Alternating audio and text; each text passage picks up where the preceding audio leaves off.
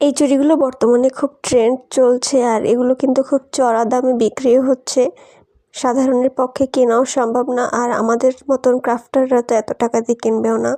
তো আমি বানিয়ে ফেললাম, তোমাদের সাথে একটু শেয়ার করছি কিভাবে এই চুড়িগুলো বানিয়েছি।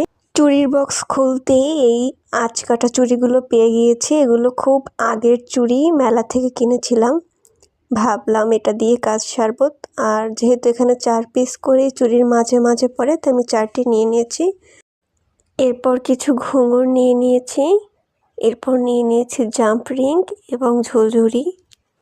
এরপর এগুলোর সাথে জাম্প রিং লাগিয়ে চুড়িতে লাগিয়ে নিই।